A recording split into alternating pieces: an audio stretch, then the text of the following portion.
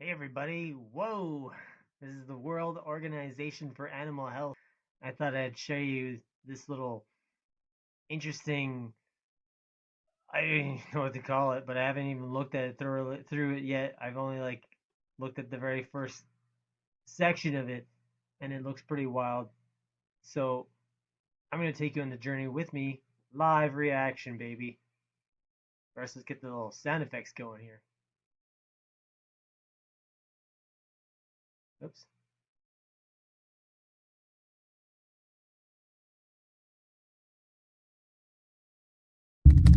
There we go. I don't know if you can hear that or not. Trigger warning. This piece contains depictions of world case scenarios and imagery reminiscent of COVID-19, which may cause distress. Please proceed with care. Oh, this is going to be intense. It's like a horror movie. Better get your popcorn out, folks. Get your popcorn out. 11 a.m., April 19th, 2045. We've jumped quite ahead into the future here. We don't know what's going on out there. Spiking rates of malnutrition, disease, death, and all over the news. Animals are burning with fever and behaving strangely in farms, reporters say. Many of them are dying. People are getting sick too. We are told to stay inside. Yes, stay inside. There was a commotion in the street last night, but since then, everything has gone quiet. It is the water or food that is making us sick. And our animals sick? From hospital doctors to veterinarians, help is on the way, but many fear this might be too little, too late. Think this is science fiction? Think again. I don't know, you just told us it was science fiction. Oh no, oh, this all looks familiar. Bare shelves, people in the hospital, badass people lining up in gates. Does it go any further? Alright, yeah, what's next? Connecting stars, constellations forming. You gonna show me the dog serious? Hmm? Oh, those are infections. What if the next global crisis wasn't a natural occurrence, but something intentionally caused? What the phenomenus has been talking about since 2020? That's crazy. Are we really prepared against deliberate events? Well, you keep telling us we're not, so I guess we're not.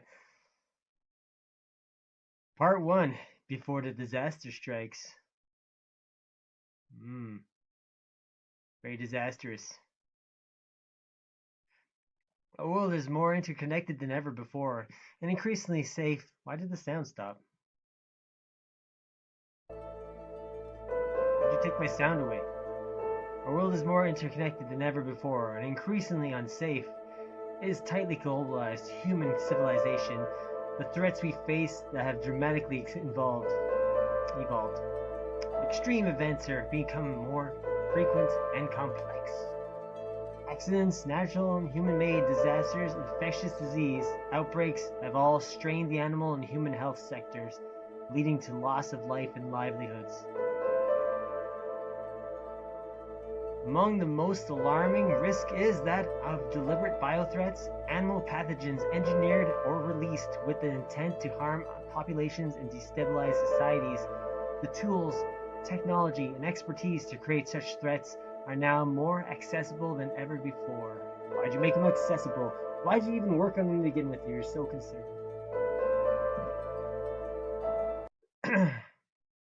Well, hey, took my sound away, man.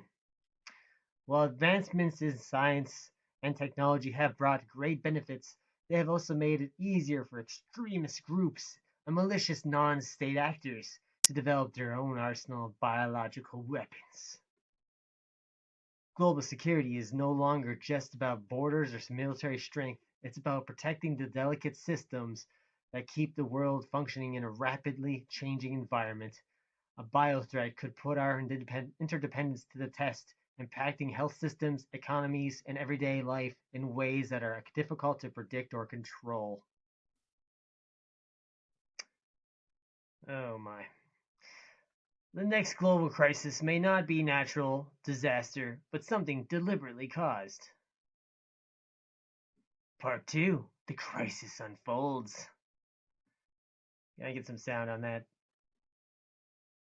That's not very sound delicious. The nightmare scenario, whether it is for animal health or for human health, is that there is going to be a zoonotic pathogen that is released that is going to have very high Oh, those mortality, that is scorpions! going to spill across between different Whoa! populations, and is going to lead Woe is to the me! type of chaos that we saw in the early days of the COVID-19 pandemic, where Oh, the world it's comes to a horrible. stop, where systems shut down, where trade is disrupted.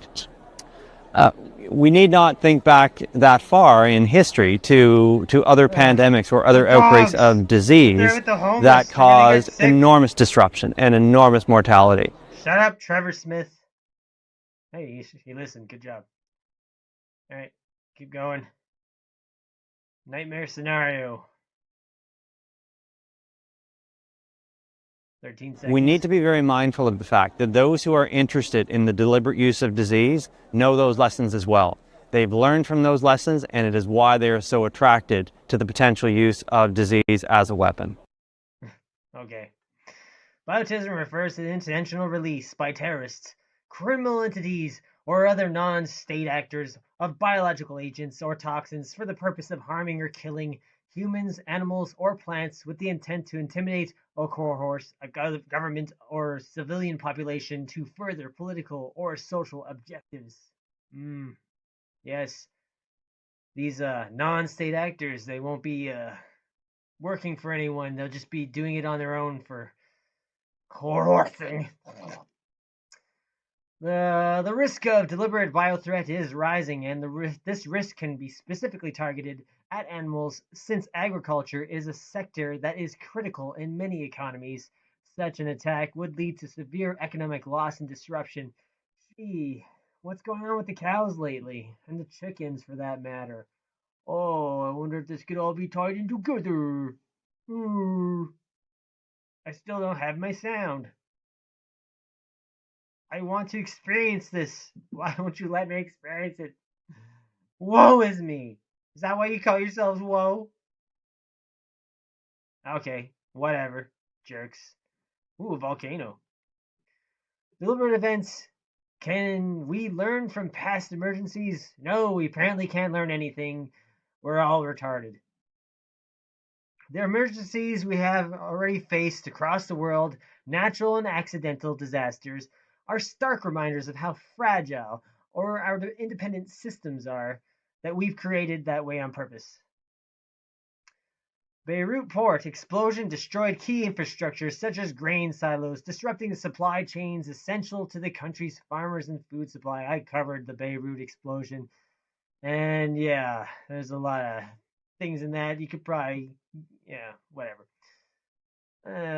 Danny Sacker, he's a sucker. He's a duck farmer, actually. He sucks farms, ducks farm sucks, whatever. Veterinary services in charge of surveilling the import of all live animals were affected by the blast. Dr. Elias Chaban and his team scrambled to maintain operations. And they did. Good job. The Philippines, January 2020. The eruption of the Taal volcano destroyed crops, killed and injured farm animals. Those damn bioterroristic volcanoes that attack crops, they're very bad non-state actors. Non-state acting volcanoes. And then we come to Hurricane Thomas, who was also a jerk. He just damaged homes and livestock housing. Most of them died. Oh, the horror. Farmer of Barbados is David Waldron. These events, as many others throughout the world, have shown how animal, human, environmental health, and security are deeply interconnected. If we struggle to respond effectively to these crises, the cascading effects of a deliberate biothreat could be even more catastrophic. That highlights the urgent need for stronger preparedness and resilience. Always with the resilience. We're never resilient enough. When systems are overwhelmed, both human and animals suffer, or their health suffers. Communities worldwide need to be well prepared to manage established and emerging risks posed by deliberate threats and natural infections, disease outbreaks, together with other hazards. Why can't you give me sound? Part 4. The global impact of a deliberate biothreat. What could happen? Let's listen to this turd talk. There is a lot of unwillingness to move beyond the status quo. Now it looks like I'm talking. We agreed that last year, so let's just agree that again, because that's the path of least resistance. Maybe the path of least resistance, but it's also the path to failure. We need to do things differently. All right. Same old crap.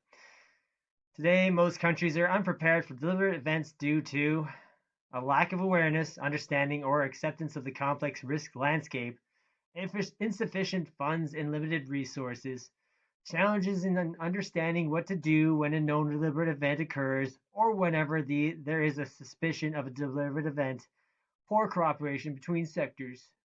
We don't get along enough. Oh, look, that tug of war in the poor hazmat suit. Oh, that's funny.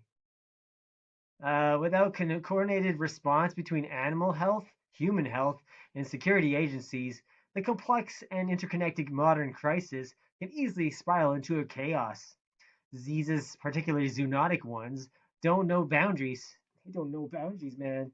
They just don't respect them. What begins in animals can quickly spread to humans, affecting entire populations. If health agencies, governments, authorities, and security forces operate in silos, response efforts may be fragmented, slow, or ineffective. The lack of shared data, resources, and strategies can pave the path to missed opportunities to contain outbreaks or protect vulnerable populations, leading the situation to escalate. Do we want to hear the nerd talk? No, we don't. And here they go, torturing a cow by making it drink its milk. That's sick. Part 5, collaborations for global health security, solutions, and hope. Oh, there's hope? Oh, okay, cool, there's hope. Hey, everyone, there's hope. Strategies we use to respond to natural hazards can be powerful tools in preparing for deliberate biothreats as well.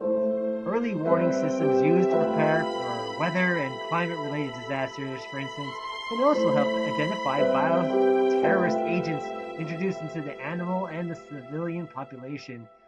Multi-sector collaboration, bringing together experts from health, security, agriculture, and other sectors, ensures a more holistic response that addresses all aspects of potential climate.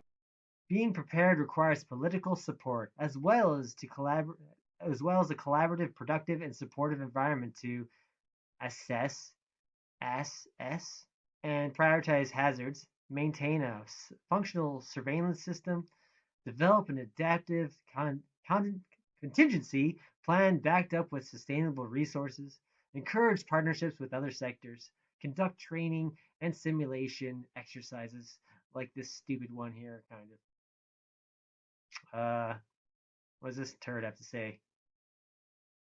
Fundamentally, preparedness efforts for biological threats require many of the same foundations, regardless of how they occur.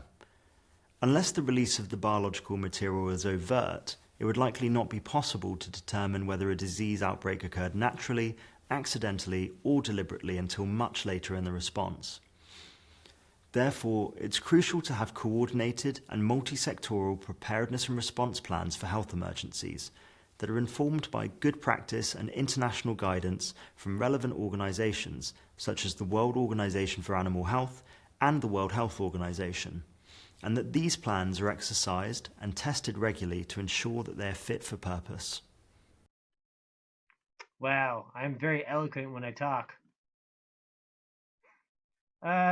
So this buddy, it is very important to have regular training exercises and organized simulation exercises that cover these wide ranges of hazard scenarios to test and refine these emerging plans and response strategies. By fostering this interdisciplinary cooperation involving all the sectors of society and entities, surveillance and research, and promoting integrated policies and education. This approach can significantly improve our ability to prepare, to prevent, to detect, and to respond to bio threats.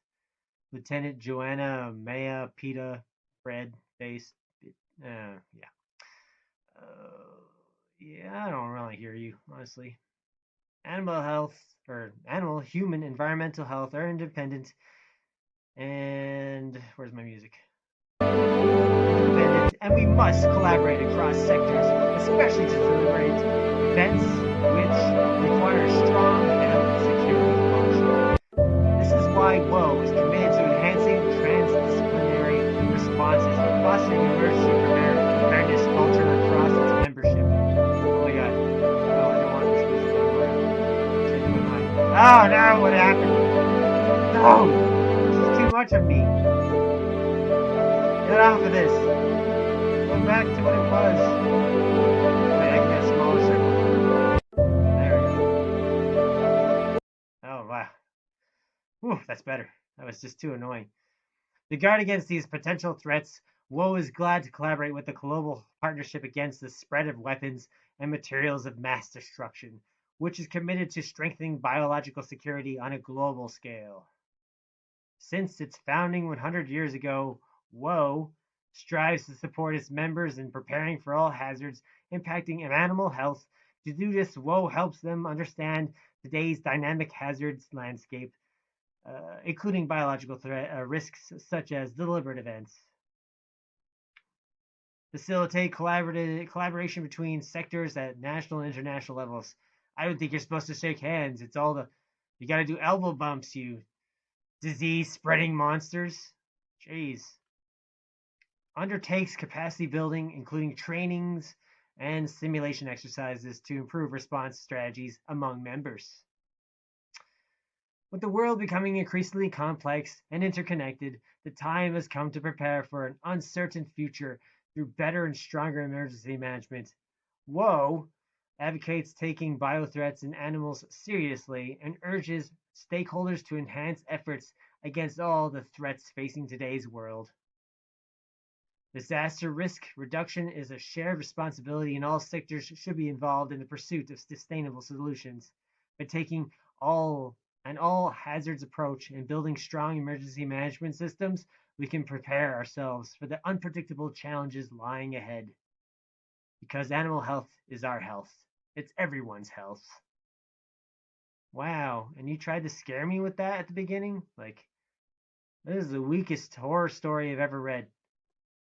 Oh look, it's in partnership with Canada. I know that place. I live there. Development of this long-form article was supported by funding from the Weapons Threat Reduction Program of Global Affairs Canada. Wow. That was some weak stuff. And here's the article version of it. W.O.A.H's been up to some stuff, people. Why is W.O.A.H so into this? I guess because they're going through the animals. As like I said they would. And don't get me wrong, it's not like I believe the Brothers Grimm, but I believe that's how the Brother Grimm story is going to be told. That's basically what I've always said. That's how the Brothers Grimm story is going to be told. And it starts with the animals. Like the cats and the dogs and the cow and the chicken and all your farm animal friends. New global strategy for prevention and control of high pathogenicity. Why can't you just say high pathogen avian influenza? Why do you gotta get all fancy with it in city? Making me sound stupid. I do that enough on my own. So I don't know. I got tons of freaking articles here. I'm not even gonna go through this. I just thought I'd share that experience with you guys for the first time because I thought it'd be a wasted opportunity to go through it myself and be completely disappointed because it actually sucked. And I'm kind of disappointed and sad that it wasn't as scary as they tried to make it sound. Whatever. You can't win them all. Thanks for watching. This is Venomous. Catch you next time.